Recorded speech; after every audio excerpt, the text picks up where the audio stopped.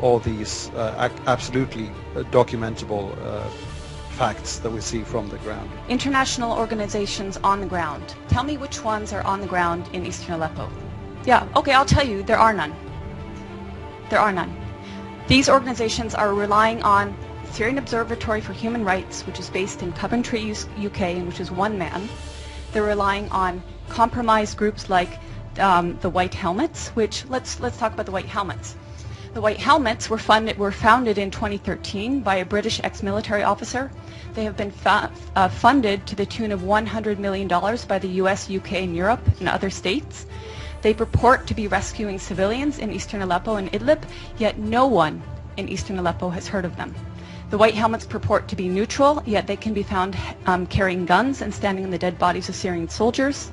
And their video footage actually contains children that have been recycled in different reports. So you can find a girl named Aya who turns up in a report in month, say, August, and she turns up in the next month in 2 different locations. So they are not credible. The SOHR is not credible.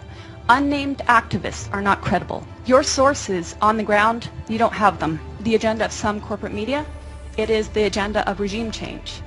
How can the New York Times, I was reading it this morning, or how can Democracy Now!, which I was reading the other day, maintain until this day that this is a civil war in Syria?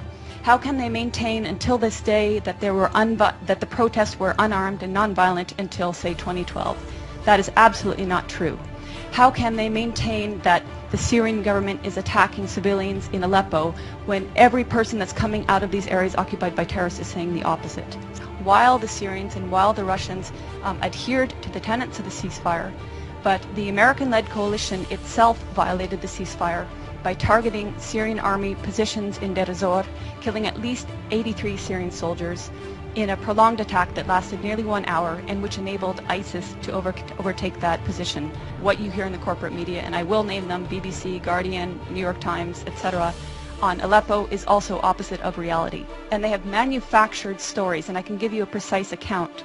In April of this year, there was a hospital called the Al-Quds Hospital, which in a concerted effort, all media said was attacked and targeted and badly damaged by either the Syrians or the Russians. In fact, the Russians had satellite imagery showing that this hospital was in the same shape that it was in October 2015. No difference. Therefore, it was not attacked.